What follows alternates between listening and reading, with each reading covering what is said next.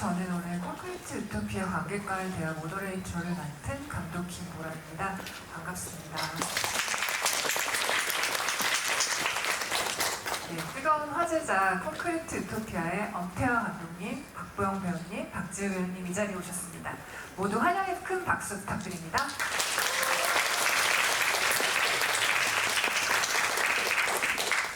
네, 감독님부터 돌아가면서 관객분들께 인사 부탁드립니다. 네, 안녕하세요. 콘크리트 유토피아를 연출한 엄태화입니다.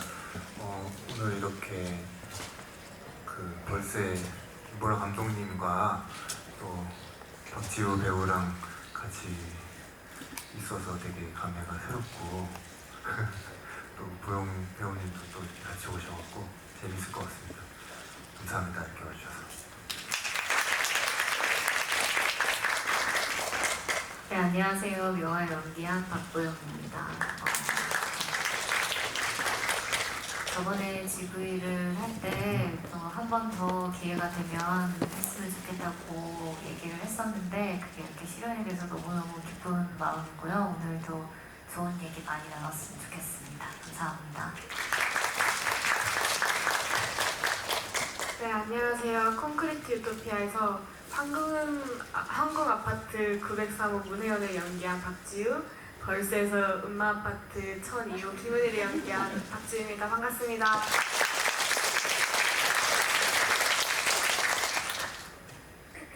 네, 먼저 박찬욱 감독님께서 콘크리트 유토피아를 평하시면서 정석대로 영화를 만드는 감독이 희귀한 상태에서 이런 영화를 만나는 것이 무척 반갑다고 표현을 하셨어요.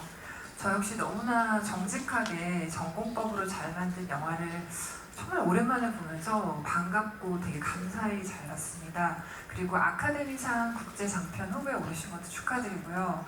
만드신 모든 분들이 무척 뿌듯할 것 같은데요. 진심으로 축하드립니다. 네.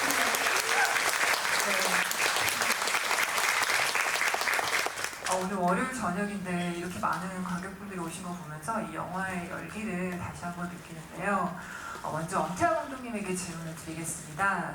지난 7년 동안 힘든 순간들도 많으셨을 텐데 훌륭히 완주하신 거 정말 축하드리고요. 영화 준비하는 시기에 힘들 때 가수 아이유 씨의 콘서트 영상을 만든 작업이 힘이 됐다고 언급하시기도 했는데요. 이 영화를 완성하게 만든 가장 큰 동력이 무엇이었는지, 그리고 개봉한 지금 현재 마음은 어떠실까요? 전작이 끝나고 전작의 결과를 뭔가 받아들일 새도 없이 빨리 다음 작품이 하고 싶어서 한 2년 정도 시나리오를 쓰다가 그걸 잘 못 풀었어요. 그래갖고 그것을 이제 밀어놓고 다시 콘크리트 유토피아 유쾌한 왕따 웹툰을 보기 전에 잠깐 공백기가 있었는데 그때 제 단편 영화 숲이라는 단편 영화를 아이유 씨가 보시고 그때 10주년 콘서트였거든요. 그래서 그 콘서트의 컨셉이 영화였어요. 그래서 영화 감독이 중간 VCR을 만들어주면 좋겠다는 제안이 와서 그 작업을 했는데 촬영을 하면서 이게 촬영이 이렇게 행복한 거구나를 그때 되게 많이 느꼈고 되게 뭔가 힘이 많이 됐던 것 같아요. 그래서 그 콘서트가 끝날 무렵에 이제 유쾌한 왕따라는 웹툰을 보고 이거는 영화로 만들고 싶다라는 생각이 들어서 제가 이거 영화 만들고 싶다고 대표님께 제안을 했고 그냥 그 기간 동안 이 영화를 계속 시나리오 쓰고 만드는 동안은 이 영화가 재밌는 어떤 완성품이 나올 거라는 그냥 스스로에 대한 믿음과 관객분들에 대한 믿음 이걸 알아봐 주시지 않을까라는 믿음이 있었거든요. 그래서 그 두 개를 가지고 작업을 했던 것 같습니다.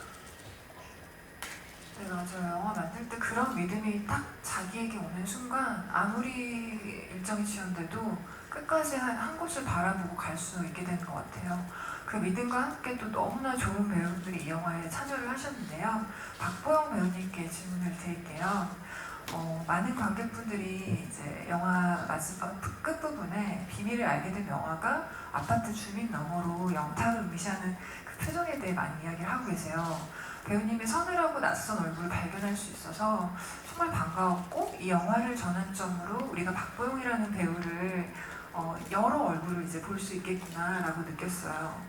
영화 속에서 근데 악인을 그리는 것보다 사실 선인을 구체적으로 그리는 것이 더 어려운 과제인데요. 쉽지 않은 인물인 명화를 표현함에 있어서 가장 깊게 고민한 지점이 어떤 것이었을지 그 과정에 대해서 좀 듣고 싶습니다. 네, 사실 명화를 준비할 때 영화의 캐릭터를 이해하기 위해서 어떤 노력을 했는지에 대한 질문도 사실 많이 받았거든요. 근데 저는 어렵지 않았어요. 영화를 이해하기가 뭔가 제가 그 친구를 이해하기 위해서 뭔가 노력을 해야 되는 건 없었고, 당연히 명화 같은 친구가 있을 거라고 생각했고 존재해야만 한다고 생각했고, 다만 이제 제가 생각했던 건 그런 마음을 행동으로 옮기는 용기에 대한 문제점이라서 제가 생각하는 그 지점과 그래서 그걸 용기를 냈을 때 영탁이랑 부딪히는 그 부분을 제일 좀 걱정하고 중점적으로 생각을 했었고, 그래서 저는 명화가 굉장히 이타심이 강한 친구지만 또 무조건 선에 서 있는 친구인가는 전 또 뭐 100% 맞다라고는 말씀 못 드릴 것 같거든요. 사실 그런 친구였다면 그 할머니한테 아들을 찾아주겠다고 하면서 그런 행동이나 그런 얼굴이나 그런 것들이 안 나왔을 것 같거든요. 그래서 저는 그냥 그 시나리오에 나와 있는 명화의 그 마음의 움직임을 좀 따라가려고만 노력을 했었던 것 같고, 다른 노력이 막 그렇게 필요하지 않았어요. 그래서 개봉을 하고 명화의 캐릭터를 두고 굉장히 많은 이야기가 생긴 게 오히려 좀 당황스러웠다고 해야 될까요? 네, 좀 그랬어요.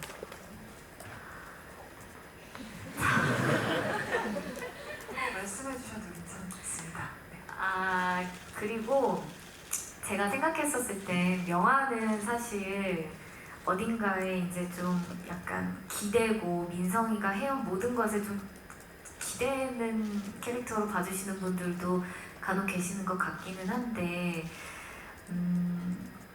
그러니까 제가 봤던 리뷰 중에 민성이가 너를 위해서 그렇게 노력을 하고 밖에서 그렇게 고생을 하는데 너의 그런 그 행동 때문에 이런 사나리를 난 게 아닌가, 뭐 이런 얘기도 있었는데, 사실 제가 민성이랑 얘기를 하면서 명화가 내가 받는 보급품으로도 충분하다는 대사를 해요. 근데 그게 움직이고 뭔가를 하면서 대사가 좀 후루룩 지나가서 조금 그런 게 표현이 조금 덜 됐을까라는 생각이 들기는 하더라고요. 근데 명화는 자기의 힘으로도 충분히 할 수 있는 친구였다는 거를 기회가 되면 꼭 집어서 말씀을 드리고 싶었어요, 사실.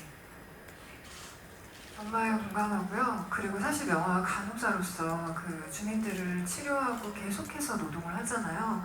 그런데 아무래도 사실 여성의 돌봄 노동이라는 것이 강화되거나 아니면은 비가시화되는 그런 상황으로 인해서 사실 그것이 더 잘 보이지 않았던 거 아닐까라는 생각이 들었어요. 그래서 지금 대사에 대해서도 말씀해 주시니까 굉장히 명료하게 다가오고요. 관련해서 또 엄태호 감독님도 이어서 말씀해 주실 것이 되게 많을 것 같아요. 영화 캐릭터에 있어서도요. 보호명께서 말씀하신 것처럼 사실 명화는 단순히 굉장히 단선적인 선한 캐릭터가 아니라 그 할머니를 막 추궁하는 그런 부분이라던가 독일처럼 끝까지 저항을 하지는 못하고 어느 정도 이러지도 저러지도 못하는 부분이 있는데, 사실 저도 이 세상을 살아가는 사람으로서 사실 독일보다는 명화처럼 불균질한 것을 안고 가는 그 긴장감 속에서 일상을 살아가는 어떤 직업인으로서 되게 공감을 많이 했었어요. 그 부분에 있어서 감독님께서는 아마 명화 캐릭터와 관련한 많은 의견들을 캐릭터 구축하는 과정에서 이미 많이 예측하셨을 것 같은데요. 현재 한국사와 연결해서 명화 캐릭터에 대한 다양한 의견에 대해서 감독님이 혹시 또 덧붙여 말씀해 주시고 싶은 것이 있을까요? 이 아파트, 황궁 아파트를 설정할 때 한국의 아파트의 역사를 공부하다 보니 한국이 가장 빠르게 발전했던 시기랑 아파트가 많이 만들어진 시기랑 겹친다는 걸 알게 됐고, 그 시기에 가장 발전을 할 때 뭔가 생활 패턴이라고 해야 될까?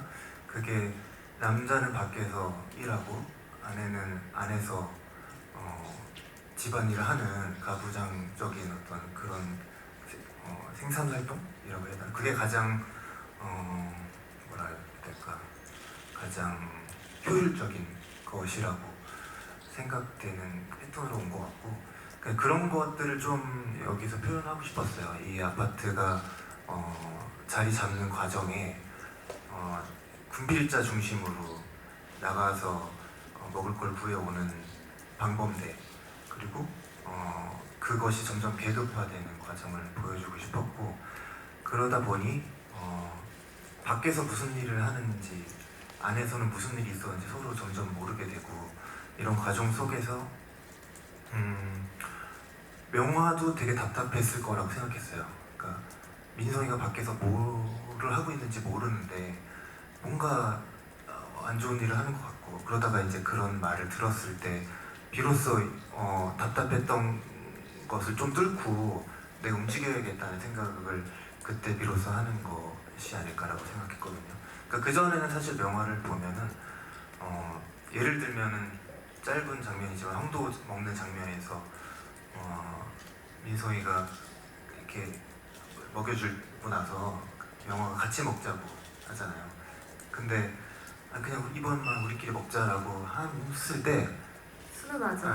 그렇게 하는 인물이었던 거예요. 그러니까 그 정도 뭔가 말은 하지만 이 어떤 규칙 안에서 용기까지는 내지 못하는, 그러니까 뭐 예를 들면 또 저기 반상회 장면에서도 질문까지는 던지지만 사실은 그 뒤에 더 나아가지 못하거든요.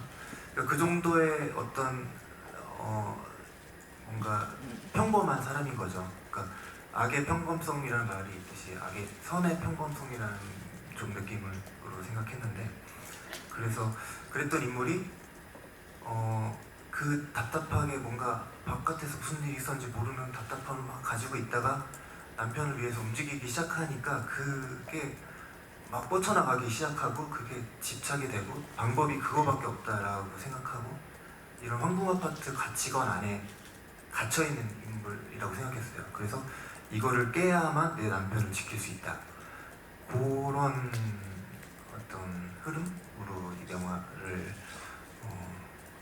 만들었던 것 같습니다. 감독님하고 배우님 설명 정말 감사드리고요.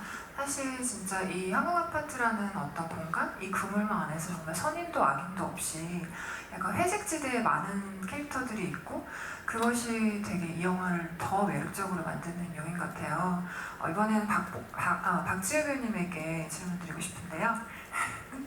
박지우 배우님의 전진을 지켜보며 늘 말할 수 없이 먹먹한 마음인데요. 배우님은 힘겹더라도 자신의 목소리를 갖고 나아가는 역할들을 늘 맡아오셨고, 이번 영화에서도 어른들의 세계에 굴하지 않는 소녀 혜원을 연기하셨는데요.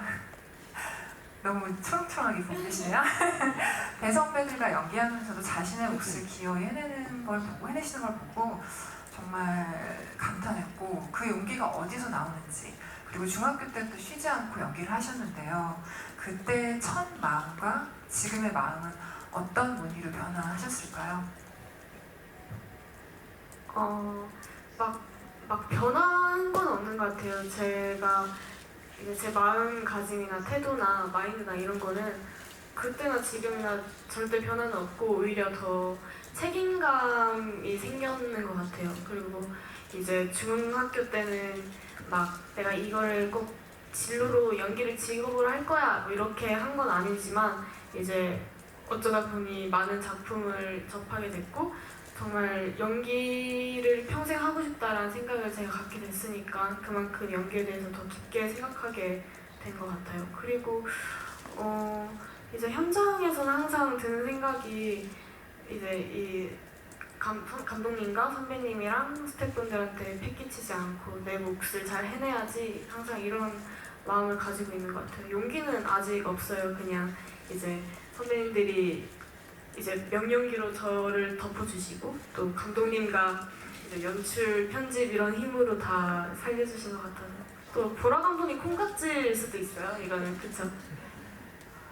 겸손하게 말씀해 주셨는데 극 중에서 영탁이 혜원이 집을 찾아왔을 때 그 이병헌 배우님의 무시무시한 그 에너지에도 불구하고 완전히 대등하게 그 배우님과 연기하시는 모습을 보면서 되게 감탄했어요. 네. 근데 그게 이제 카메라가 돌아가니까 연기는 해야 되는데 실제로는 병원 선배님 눈만 봐도 떨렸죠. 저는 그때 다리는 후덜덜 떨고 있고 이제 얼굴은 연기하고 있고 그렇게 했던 것 같습니다. 병원 선배님이 눈만 봐도 좀 무서워요. 너무 힘들었어요. 그래가지고 감독님이 저한테 그 사진 보내주셔가지고 얼마 전에 제가 그 당시 핸드폰에 배경화면에 했던 거를 다시 보내주시더라고요. 그러면서 멸치도 사진 이렇게 보내주시면서 저희가 헷갈려가지고 처음에 갈치라고 말씀드렸었는데 멸치 이렇게 사진 보내주시면서 멸치라고 생각하세요. 이 눈빛이 이 멸치의 눈이라고 생각하세요. 라고 해가지고 제가 정말 열심히 봤는데 익숙은 해졌는데 그 카메라가 돌아가면 그 선배님이 무서운 사람을 약간 꿰뚫어 본다고 해야 되나? 제가 무슨 생각하는지 제가 뭘 어떻게 하려고 하는지를 다 알고 있는 것 같은 그 눈빛이 있어서 그게 마주하는 게 생각보다 많은 용기와 에너지가 필요하더라고요. 근데 지우가 그거를 너무너무 잘 하는 걸 보면서 역시 어렸을 때부터 연기를 잘하는 친구는 계속 잘하는구나 그런 생각을 했습니다. 박보검 배우님의 그 서늘한 그 연기도 정말 모든 배우들이 진짜 앙상블이 너무 좋았던 영화였던 것 같아요. 배우님들 이야기 감사드리고요. 이제 다시 엄태화 감독님에게 질문을 드려볼게요.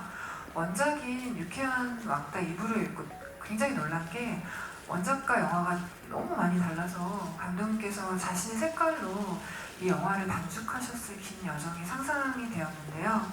원작은 아주 디스토피아적이지만 영화는 디스토피아도 아닌 유토피아도 아닌 어떤 중간지대의 회색 폐허에서 우리가 어떻게 다시 연결될 수 있는가에 대한 질문하면서 그 80년대 지어진 황궁 아파트라는 공간적 배경을 전면에 내세웁니다. 감독 아피차퐁 위라스타쿨은 그의 영화에 반복적으로 나오는 장소인 정글숲이 자신 영화의 제3의 캐릭터다라는 말을 한 적이 있는데요.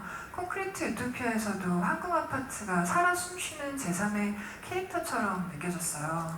이 영화를 본 한국인들은 모두 다층적인 겹에서 아파트에 얽힌 복잡한 기억과 감정들을 소환할 것 같은데요.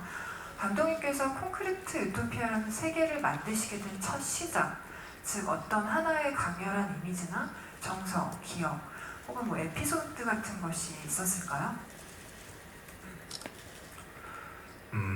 저 영화에 나오는 항공 아파트 같은 곳에서 제가 되게 어렸을 적에 오래 살았어갖고 그때 기억들을 생각하면은 그때는 현관문을 많이 열어놓고 살았던 것 같아요. 그래서 뭐 옆집에 들어가서 밥을 얻어먹기도 하고 그리고 또 기억나는 거는 비상계단이 좀 버려진 공간 같은 곳이었어요. 그래서 거기 뭐 장독 같은 거 사람들이 막 갖다 놓고 그랬는데 거기서 많이 놀았던 또 기억이 나고 괜히 막 그 비상계단 2층에서 아래를 이렇게 뛰어내리는 장난치고 그랬던 것 같아요. 그때. 그리고 복도가 되게 무서웠어요. 밤에 복도 끝에 있는 집에 살았는데 엘리베이터에서 내려서 복도까지 걸어가는 그 길이 되게 무서웠어요. 뒤에 누가 계속 있는 것 같고 뭔가 이런 그냥 소소한 기억들이 누구나 한국인들이라면 많이 있을 거라고 생각을 했고 물론 지금은 많이 그런 정서가 바뀌었지만 예를 들면 옆집에 누가 사는지 잘 모르잖아요. 그러니까 그런 것들을 또 이 영화에 가져와서 뭐 혜원이가 영탁을 못 알아보는 것이 자연스러운 것처럼 되기도 하고 뭐 예를 들면 박 소장님이 그 구층에서 우리 엘리베이터 같이 탔잖아요 뭐 할 때도 그냥 사람들이 잘 넘어가는 것도 그렇고 영탁을 못 알아보는 것도 그렇고 그런 식으로 좀 가져다가 좀 쓰려고 했던 것 같습니다. 기억들을. 진짜 감독님 영화를 보면서 이 한국 사회에서 아파트로 상징되는 어떤 현대사와 함께하는 그 공간적 무드라고 해야 되나? 그런 정서가 굉장히 잘 드러나서 관객들에게 굉장히 다양하고 이상한 향수와 감정들을 되게 잘 불러일으켰던 것 같아요. 이번에는 배우 두 분에게 질문을 드리고 싶은데요. 감독님과 배우들과의 작업 방식도 좀 궁금한데요. 인터뷰를 찾아보니까 배우분들에게 자유를 많이 주시면서도 정확한 방향을 제시해 준 것 같았어요. 감독님께서는 배우분들에게 리허설 순간을 최종 테이크로 사용하신 적도 있고 또 그 30명 넘게 이렇게 나오는 반성의 씬 같은 경우에는 배우분들에게 모두 주민 역을 맡은 배우분들에게 밤에 전화를 돌려가면서 디렉션을 주셨던 그런 일화도 들었었는데요. 들어보니까 뭔가 너무 개입하거나 간섭하지 않으면서도 결국은 굉장히 세심하고 정확하게 디렉션을 주시는 것이 아니었을까라는 생각이 들었어요. 두 배우님들께서 감독님이 주신 디렉팅 방식 중에서 인상 깊었던 순간이나 지점이 있었다면 나눠주실까요? 멸치 아니에요. 멸치 아니고 테이크를 계속 다시 가시는데 이유를 몰라요. 그래서 생각보다 힘들었어요. 이제 와서 하는 말이지만 지금 들으셔서 놀라실 텐데 감독님도 저도 저의 낯선 얼굴과 또 명화에 대한 게 분명히 머릿속에 있는데 그걸 제가 표현을 하잖아요. 이게 글에 있었던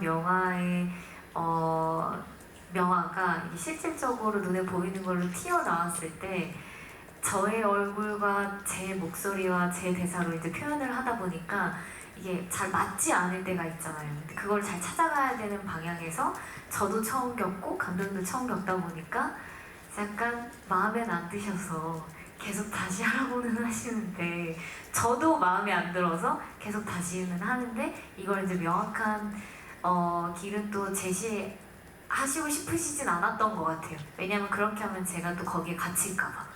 그래서 은근히 이렇게 몰아갔다고 해야 되나? 제가 너무 이쪽으로만 안 가게 아니 이쪽은 아닌 것 같은데 이쪽인 것 같은데 우리 이쪽 방향으로 한번 가보지 않은데 이제 약간 제안과 권유로 제가 이렇게 가다가 찾을 수 있게끔 그래서 초반에는 어떤 걸 원하시는 걸까 되게 고민을 많이 하다가 늘 영화는 끝나고 다 같이 저희 오늘 했던 그 영상을 보잖아요.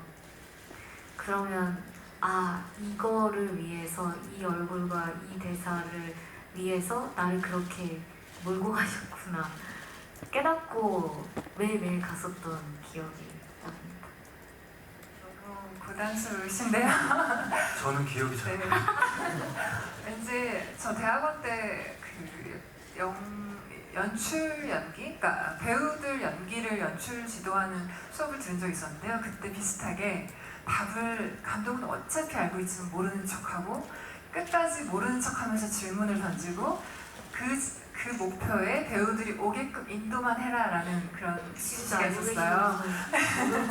그게 연상이 되네요. 네. 네. 지우 배우님은 어떠셨어요? 저는 그냥 진짜 감독님께서 자유롭게 카메라 앞에 이렇게 등 떠밀어 저를 등 떠밀었고 그리고 지금 말씀하시는 것처럼 조곤조곤하게 이게 혜원이 서사나 이런 걸 이렇게 말씀을 해주세요. 그리고는 이제 한 걸음 뒤에서 약간 지켜보시는 듯한 느낌으로 그냥 그러고 있으면 전 연기를 했죠. 네. 근데 전 감독님이 하신 말씀 중에 이제 혜원이는 툭 건들면 터질 것 같은 시한폭탄 같다라고 말씀을 해주셨어요. 그래서 그거를 계속 생각하면서 연기를 했던 것 같아요. 네. 네, 배우분들 연기가 다 너무 입체적이었고 그 뒤에서 감독님께서 되게 많은 소통이 있지 않았을까라는 생각했었는데 이야기 들려주셔서 감사드리고요. 이제 다시 또 감독님에게 질문을 드릴게요. 장면마다 연출 방식이 무척 탁월한데요. 특히 뭐 많은 분들이 좋아하시는 그 영탁의 아파트를 부르는 장면이 저도 너무 소름 끼치게 좋았어요. 딱 이런 표현을 해야만 좀 와닿을 것 같은데 정말 소름 끼치게 좋았는데요. 기묘한 그 풍경을 와이드샷으로 의시하는 것이 정말 좋았는데요. 그 장면 외에도 정말 많은 장면들이 잘 보완된 오페라를 보는 듯한 그런 느낌이었습니다. 아마 이 자리에 영화과 학생분들이나 영화 감독을 좀 꿈꾸시는 분들도 계실 거라 생각이 드는데요. 연출, 미장센 이런 모든 것을 계획함에 있어서 감독님만의 어떤 준비, 작업 방식에 대한 철학이나 뭐 노하우 같은 것들 나눠주시면 감사드립니다. 일단 저는 콘티를 정말 디테일하게 짜고 그거대로만 찍는 편인데요. 그러니까 현장에 여러 가지 변수들이 항상 많은데 그 변수들에 막 이렇게 즉흥적으로 바로바로 대응할 만큼 뭔가 순발력이 있는 편이 아닌 것 같아요. 그래서 그 콘티를 정확히 짜놓고 그 안에서 그 그림을 뽑아내기 위해서 되게 노력을 하는 것 같고요. 그렇게 작업하시는 감독님의 연출부를 하다 보니까 또 그런 게 흡수된 것 같기도 해요. 그러니까 영화를 만드는 과정은 이렇게 가는 거구나를 좀 당연하게 생각하고 작업을 해왔어서 그런 것도 있는 것 같고, 그리고 사진을 정말 많이 찾는 편이에요. 그래서 사진이나 뭐 어떤 책에 있는 글귀나 이런 것들을 계속 모아갖고 그 얘를 제 뇌를 이렇게 꺼내서 볼 수 있게 해놓는 게 좀 중요하다고 생각하는 것 같아요. 그래서 그거를 가끔 가다가 중간중간 한 번씩 꺼내서 다시 한번 보면은 애초에 생각했던 좀 잊어버렸던 것들이 다시 들어오기도 하고, 그리고 이번 작품의 콘티를 짤 때는 조영래 촬영 감독의 공이 되게 크다고 생각해요. 그래서 저는 그러니까 되게 좋았던 건 뭐냐면 보여줘야 될 것과 안 보여줌으로써 생기는 효과에 대해서 좀 많이 공부가 됐던 작품인 것 같아요. 그래서 예를 들면 그 아까 말씀하셨던 아파트 노래 부르는 장면도 보통 같으면은 이병헌 배우님을 찍으면서 저희는 카메라가 2대 있었으니까 당연히 한 대로는 이쪽에 있는 그 주민들 사이에 있는 보영 씨나 서준 씨를 찍는 게 조금 당연한 일이었을 텐데 그렇게 하지 않을 수 있었던 것은 그 A캠으로 이병헌 선배님을 잡고 이렇게 가까이 들어갈 때 그것을 너무 잘 포착해 준 것 같아요, 카메라가. 그래서 그런 것들을 보면서 더 확신을 얻고 조용래 촬영 감독이 하는 것들에 제가 믿음을 갖고 이렇게 마치 배우들이 별말을 안 했던 것처럼 그 조용래 촬영 감독이 잡는 어떤 앵글이나 무빙을 보면서 콘티랑은 조금 달라져 있더라도 아 이게 이런 이유로 했구나라는 것을 이제 좀 하다 보니까 서로 이렇게 말 안 해도 알게 되고 그러면서 호흡이 잘 맞아서 되게 좋았던 것 같아요. 그 촬영 감독과의 또 협업이. 네, 감독님께서 말씀하신 것처럼 연출할 때는 정말 보여주지 않음으로써 더 보여지게 되는 그런 방식들이 있잖아요. 그래서 저도 합류해서 굉장히 그런 장면들에서 더 매력을 느꼈던 것 같아요. 뭐 미장센, 뭐 카메라 연출도 그렇지만 사실 이 영화가 생략된 것들이 굉장히 많은데 특히나 재난 이후를 다루고 또 왜 이런 재난이 일어났는지에 대한 언급이 생략이 되어 있는데 그런 방식들도 되게 흥미로웠었어요. 이왕 생략된 것에 대해서 이야기를 나누고 있으니까 그 부분에서 또 질문을 드려보고 싶어요. 연출 방식도 그렇지만 사실 시나리오상에서도 과감히 생략된 것들에 대해서 좀 이야기를 나눠보고 싶은데요. 아까 말씀드린 것처럼 재난의 이유가 나오지 않는 거라던가 또 원작과 지금 영화에서도 생략된 그런 과정들이 좀 있는데 그 부분에 대해서 좀 질문을 드려볼게요. 원작에서는 많이 나왔던 식사 장면이 나오지가 않더라고요. 대부분 뭐 전쟁이나 재난 영화를 보면 좀 식사 씬이 좀 부각이 되기도 하는데 전 좀 그게 흥미로웠었어요. 그래서 마지막 주먹밥 장면을 위해서 아껴두셨을까 이런 생각도 들었었는데요. 그런 식사 장면의 생략이라던가 또 원작에서는 아파트 아주머니들도 프라이팬을 들고 사냥하러 가시는데 영화에서는 또 다르게 연출이 되는데 아까 말씀하신 것처럼 뭐 그런 역할 분담 예전의 역할 분담에 대한 그런 의도가 있으셨던 것 같은데요. 이러한 차이, 원작과 영화의 차이와 생략에 있어서 감독님만의 더 그런 결정 배경이라던가 상세한 이야기들을 좀 들어보고 싶습니다. 제가 웹툰을 보고 가장 매력을 느꼈던 게 유쾌한 왕따의 이부인 유쾌한 이웃에서 배경이 이런 포스트 아포칼립스물을 다루는데 배경이 아파트라는 게 가장 흥미로웠었거든요. 그래서 웹툰에서는 아파트가 나오긴 하지만 그것의 의미나 그런 것들이 이제 좀 전체주의적인 이야기 쪽으로 가고 근데 저는 이게 조금 더 아파트의 의미를 좀 보여주고 싶었어요. 그러니까 한국의 아파트가 어떻게 해서 지금의 브랜드화 아파트가 됐는지 그런 과정에 뭐 정치, 역사, 사회문화 모든 게 이렇게 아우러진 되게 한국이 집약된 장소처럼 느껴졌거든요. 그래서 아파트에 집중을 해서 각색을 하게 됐고 그러다 보니까 주인공이 연끌해서 아파트 대출을 이제 사갖고 대출을 갖고 있는 신혼부부로 바뀌게 됐고 뭔가 그런 식으로 그 아파트에 집중해서 뭔가 격가지들을 쳐내고 더 넣을 것 넣고 이렇게 작업을 했던 것 같고요. 또 뭐였죠? 식사 장면. 네. 그것은 그 말씀하신 것이 저도 맞는 것 같고 그 밥이 딱 하얀색 모락모락 김이 나는 밥이 나왔을 때 그러니까 앞서 잔치 장면에서는 고기를 먹잖아요. 남의 살이 이렇게 맛있다 막 이러면서 막 고기를 먹는데 그게 남의 살을 먹는 장면과 마지막에 하얀색 밥을 먹는 장면이 좀 대비됐으면 좋겠다는 생각을 했고 그 하얀색이라는 것이 또 영화에서 의미하는 것들이 있는데 뭔가 흑백 논리를 표현하고 싶었던 그 바둑알에서 흰색이 그런 뭔가 뭐랄까 안 좋은 쪽을 선택하는데 흰색이 계속 나오고 영탁이 살해를 할 때도 흰색으로 살해를 하고 그랬는데 그게 마지막에는 하얀색 밥으로 딱 표현됐을 때 같은 색이지만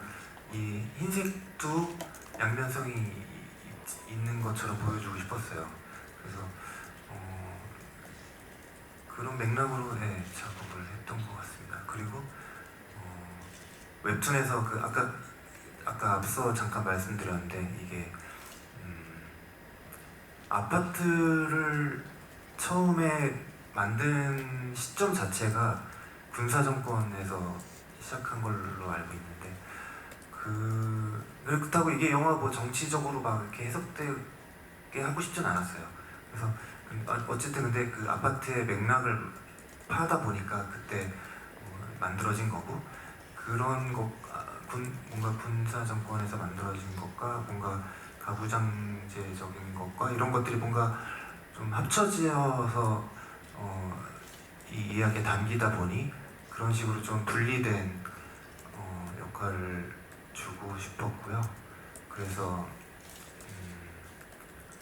뭔가 명화랑 민성이 조금 더 서로가 무슨 일이 있었는지에 대해서 소통을 하고 그랬다면은 좀 더 좋지 않았을까라는 생각을 하면서 또 썼던 것 같습니다. 네, 지금 답변 주신 것처럼 영화 속에 굉장히 많은 그런 의미들이 있어서 더 이렇게 영화를 집중해서 볼 수 있었는데요. 이어서 그 아파트에 대한 얘기를 좀 더 해볼게요. 저 역시 80년대 때부터 북도식 아파트에 살았었는데요. 기억나는 기억 중에 하나가 저희 친오빠가 공부를 무척 잘해서 윗집 아주머니께서 저를 통해서 오빠가 어떤 학습지를 이용하고 또 어떤 학원에 다니는지 좀 알아내려고 하셨던 게 굉장히 집요하게 물으셨던 게 기억나요.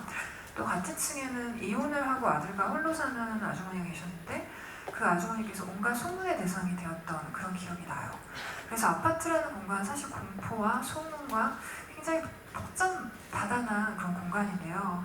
한국 사회에서는 특히나 가족과 관련된 상황에서 사람들이 집요해지거나 4인 정상가족 이데올로기가 아파트와 함께 괴를 같이 하죠.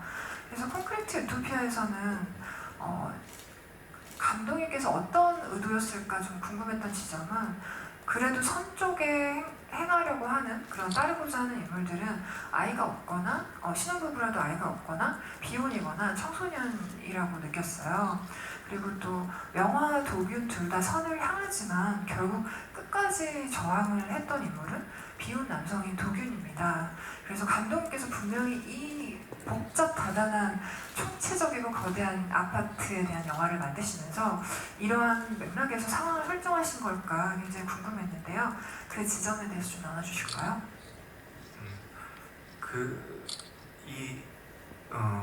도균이 뭐 귀여운 남성이고 또 명화가 뭐 신혼부부이고 뭐 이런 것에서 먼저 시작한 건 아니고요. 그러니까 의미에서 시작한 건 아니고 그냥 이런 극단적인 상황에서 조금 더 선택의 폭이 넓어질 수 있는 인물들일 거라고 생각했어요. 왜냐하면은 자기가 먹여야 할 가족이 많으면 많을수록 그런 선택에서 조금 보수적이 되고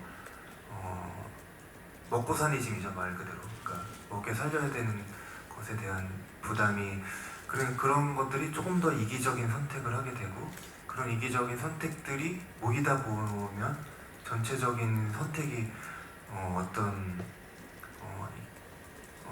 이 영화를 막 선과 악으로 딱 나누고 싶진 않은데 굳이 따지자면은 안 좋은 선택을 하게 되는 결과로 가지 않나라는 생각에서 그런 기준을 두고 이렇게 좀 배분을 했던 것 같아요. 감사합니다. 이제 다시 배우분들에게 질문을 드려볼게요.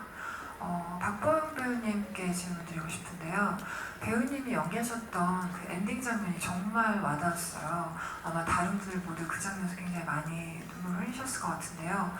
영화가 살아도 되냐고 물었을 때 죄의식이나 슬픔, 희망, 많은 것이 내포된 그 다층적인 물음이 굉장히 좋았는데요. 그 장면을 연기하실 때 어떤 마음으로 그 질문을 던지셨는지 또한 영화가 끝난 뒤 명화는 어떻게 살아가게 될까요?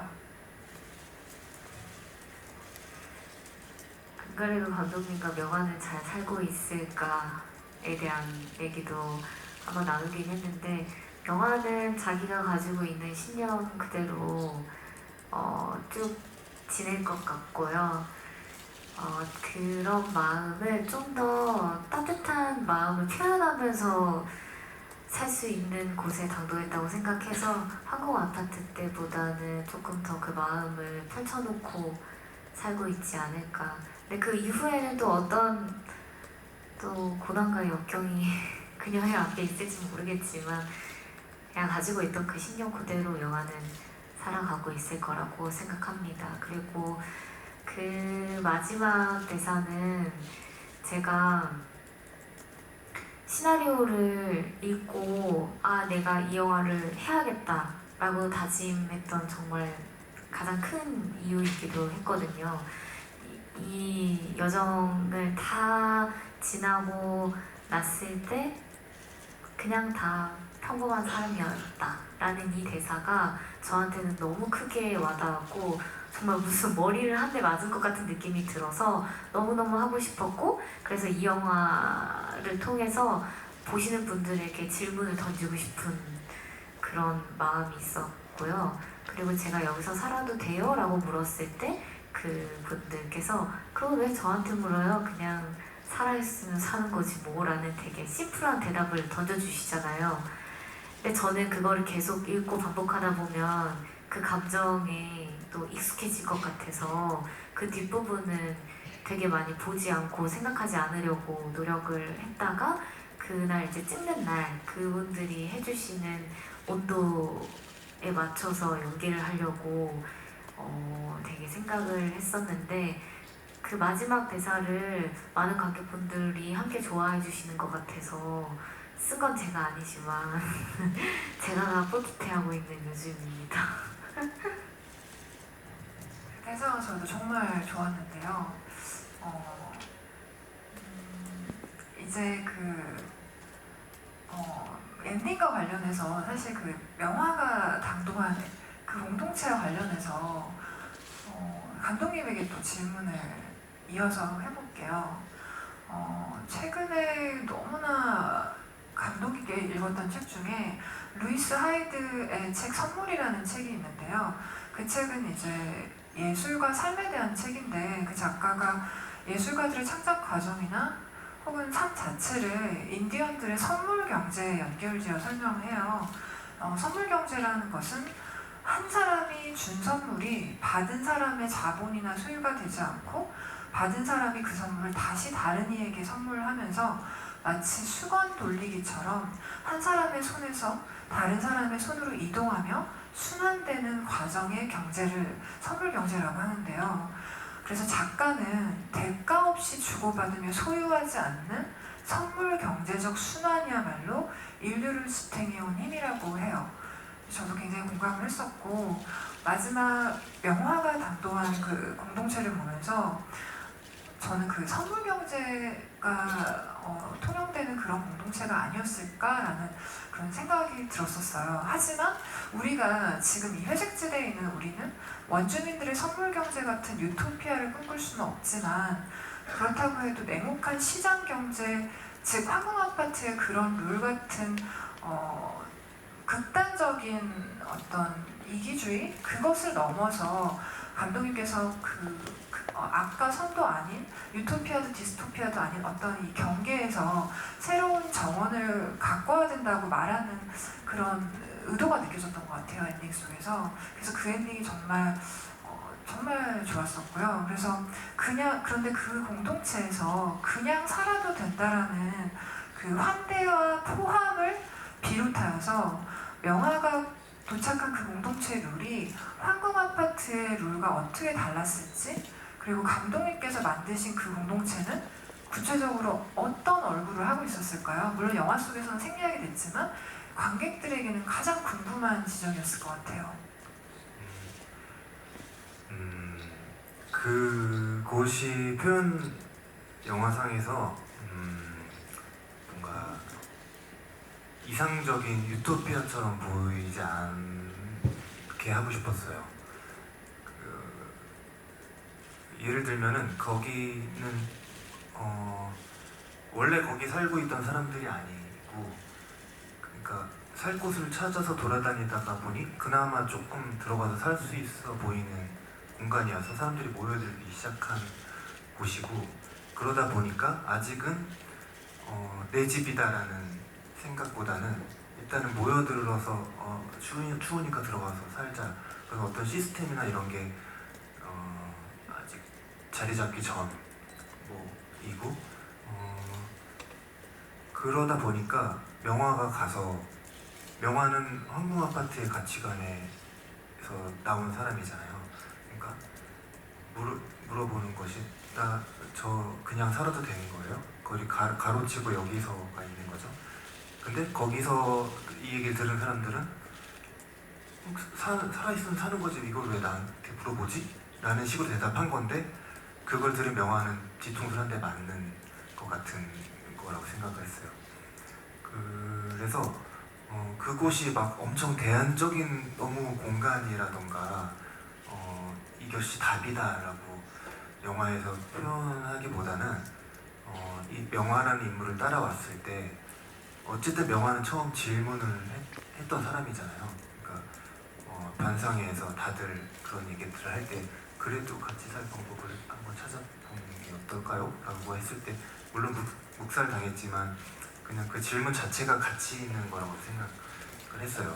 그러니까 그 질문을 누군가 던지고 같이 한번 생각해보고 답이 안 나올 수도 있지만 그냥 그 생각해보는 것 자체가 중요한 가치가 아닐까.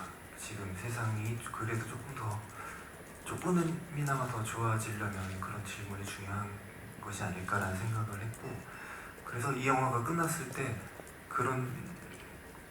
이게 막 대안이 이거야라기보다는 그냥 그런 질문을 관객분들이 가지고 나가면 좋겠다는 생각으로 만든 영화였어요.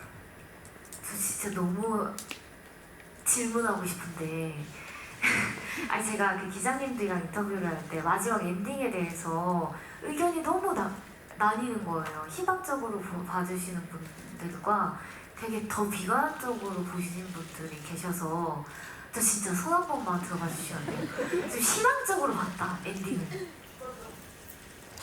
아니다 이거는 너무 앞이 더 어둡고 비관적이다. 감사합니다. 저 오늘 너무 잘 잘 수 있을 것 같아요. 감사합니다. 와 이거 진짜 너무 신기한 영화예요. 네. 죄송해요. 맞아요. 보영 배우께서 잘 말씀해 주신 것처럼 그 감독님께서 말씀 잘 해주신 것처럼 사실 좋은 영화라는 것은 굉장히 다층적인 의견을 이렇게 자아내잖아요. 그래서 이렇게 다양한 반응들이 있다는 것이 이 영화가 갖고 있는 복잡한 어떤 경계를 잘 보여주고 있다는 생각이 들어요. 이제 관객분들에게 질문을 좀 받아볼게요. 지우 배우님, 보영 배우님, 감독님께서 이렇게 각각 한 분씩 좀 뽑아주시면. 저는 진짜 저는 이게 세상에서 제일 힘들어요. 눈에 마주치잖아요. 차라리 뽑았으면 그거 해주시려고 오늘 초대를 이거에 대한 오늘의 나쁜 역할은 아니, 그럼 보라 제가 감독님이 하겠습니다. 해주셔야 돼요. 저기 하얀색 네, 포스터 들고 계신 분께서 먼저 해주시겠어요? 네. 지금 뒤돌아보시는 분이요. 네, 네.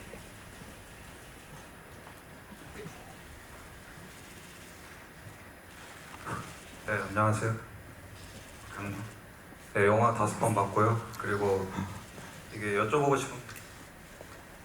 싶은 게 통조림 요리가 나오긴 하는데 황도가 위주로 나오고 또 번데기가 나오잖아요. 근데 이게 통조림이 보통 대표적으로 그 스팸 그것도 있고 그리고 참치 그런 것도 있긴 한데 근데 스팸이랑 참치 같은 건 한 번도 안 나오고 햇반은 그냥 지나쳐가지만 그래도 이게 황도랑 번데기는 또 위주로 나오잖아요. 근데 이게 혹시 스팸이랑 다른 건 제외시키고 그냥 황도랑 번데기들 위주로 선정해 주신 이유가 있는지 그게 궁금합니다.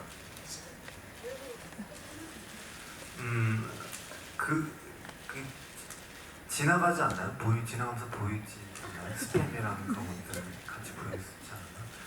근데 황도로 했던 것은 황도가 색깔이 노랗고 되게 영롱하잖아요.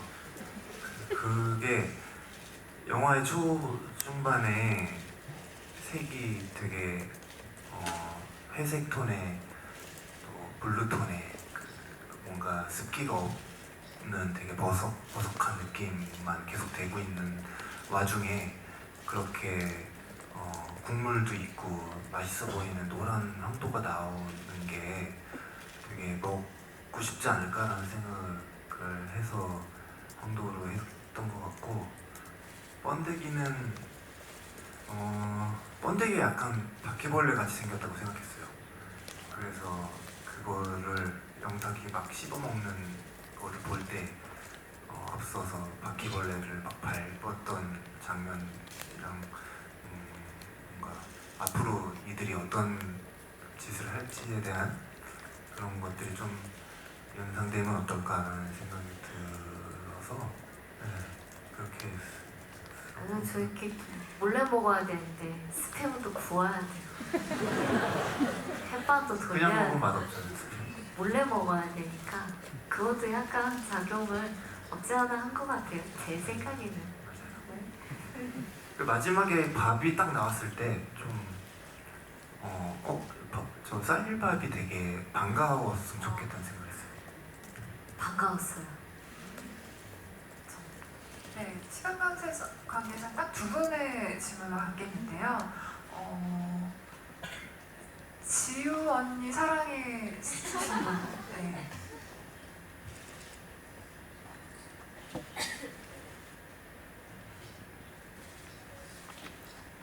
안녕하세요. 지우 언니 1번 팬입니다. 지우 언니에게 질문이 있는데요. 지금 혜원이가 살아있다면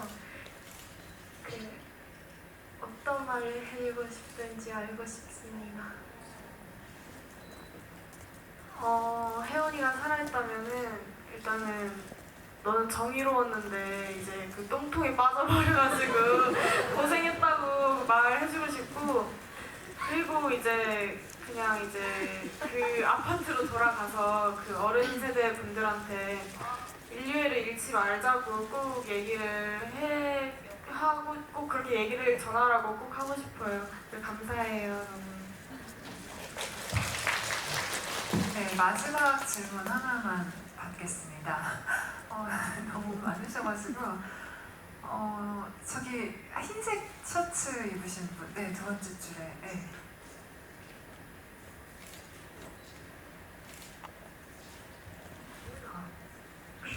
안녕하세요. 2차 GV 때인가 감독님께서 민성이랑 보영이 죄송해요. 명화요. 괜찮습니다. 명화요. 민성이랑 명화랑 해피엔딩도 상상을 하셨다고 했던 걸 봤던 것 같은데, 혹시 민성이가 어쨌든 결국엔 죽었는데 민석이의 죽음이 영화에서 시사하는 바가 있어서 죽게 만든 건지, 아니면은 그냥 살아있으니까 산다라는 대답을 도출하기 위해서 그런 장치로 이용된 건지 궁금합니다. 해피엔딩은 한 번도 없었고요. 해피엔딩이라기보다는 둘이 같이 사는 버전이 있긴 있었어요. 근데 그게 해피엔딩까지는 아니었어요. 그 영화가 끝났을 때 민성이가 죽고 영화가 그곳에 아까 설명드린 그곳에 도착하는 게 이 영화가 가고자 했던 그곳에 가장 가깝게 갈 수 있는 방법이라고 생각을 해서 끝까지 고민을 많이 했는데 그렇게 선택을 하게 됐죠. 네, 관객분들 질문 다들 너무 감사드립니다. 늦게까지 이렇게 너무 뜨거운 열기의 질문들을 주셨는데요. 이제 다시 배우님에게 질문을 좀 드리고 싶어요. 아까 일본 관객님께서 질문해 주신 거 혹시 사실 제가 질문하려던 질문하고 맞닿아 있는데요.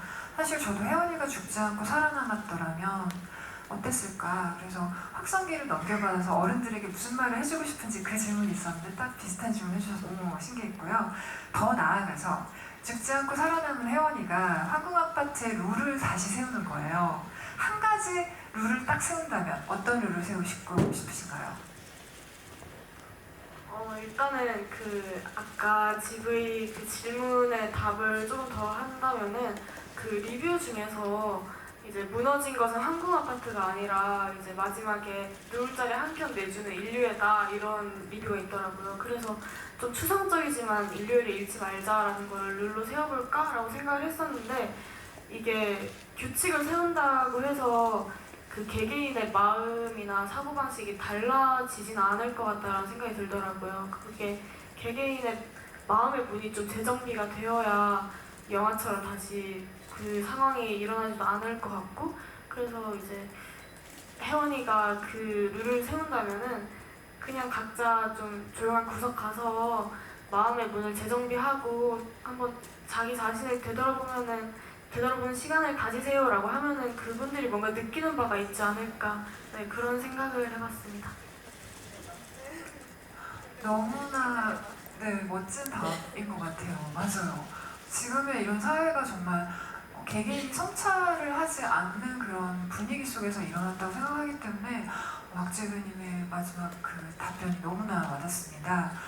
이제 엄태영 감독님에게 또 질문을 드릴게요. 마지막 마무리 말씀 듣기 전에요. 감독들은 스스로 엄격할 때가 많잖아요. 하지만 이제 감독들이 한 편의 영화를 끝내고 나면 필연적으로 어떤 도약과 내적 성장을 이루는 것 같아요. 7년간의 여정을 이토록 잘 완수한 스스로를 칭찬해 본다면, 부끄럽다 하더라도 칭찬해 본다면 어떤 말을 해주시겠어요? 근데 저는 막 스스로에게 되게 엄격한 편이 아니어갖고 칭찬을 자주 하세요. 그래갖고 했던 것 같아요. 잘하고 있다고. 그래서 지금 와서 뭐 하기보다는 그냥 평소에 계속 칭찬을 하면서 잘 살려고 하고 있습니다. 평소에 잘하고 있다고 스스로 칭찬하면서 만든 너무나 훌륭한 영화 모두 잘 보셨을 거라고 생각하는데요. 이제 마무리를 할게요. 오늘 아쉽지만 마무리하겠습니다. 오늘 대화에 참여해주신 세 분과 관객 여러분들께 다시 한번 감사드립니다. 마지막으로 세 분 돌아가시면서 마무리 말씀과 관객분들에게 인사 부탁드립니다.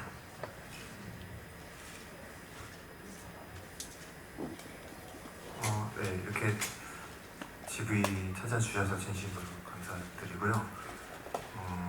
하나 아까 얘기하고 싶었는데 못한 게 있는데, 혜원이가 그렇게 떨어지어서 퇴장하는 것이 것과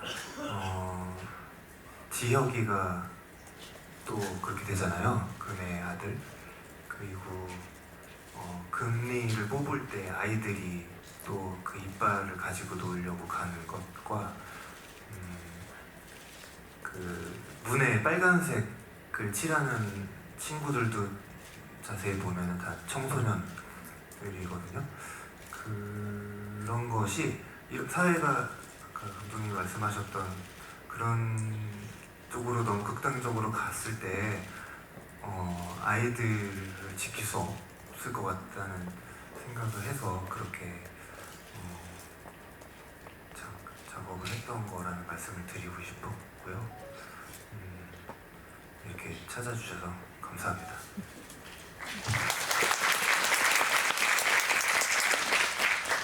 네, 오늘 그래도 명화에 대해서 조금 더 얘기를 나눌 수 있어서 저는 개인적으로 너무 후련하고 행복했고요.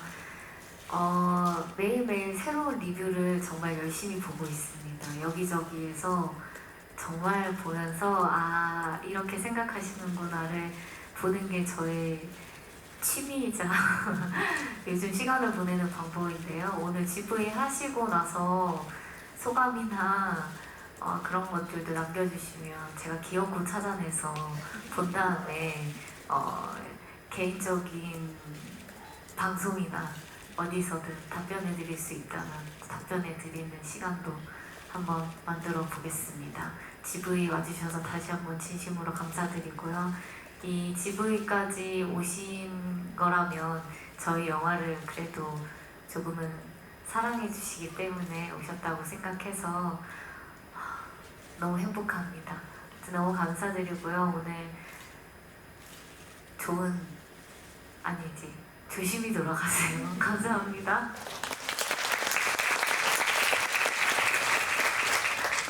네, 저는 오늘 정말 애정하는 감독님들과 보영 언니랑 GV를 할 수 있다는 것 자체에 아침부터 너무 설렜고요. 또 정말 오랜만에 뵙는 얼굴들도 있어서 더 행복한 것 같아요. 이렇게 늦은 시간까지 함께 해주셔서 너무 감사드리고 다들 조심히 들어가시고 들어가시는 길에 이제 그 SNS에 후기 좀 올려주세요. 감사합니다. 조심히 들어가세요. 다시 한번 세 분께 큰 박수 부탁드립니다. 감사합니다.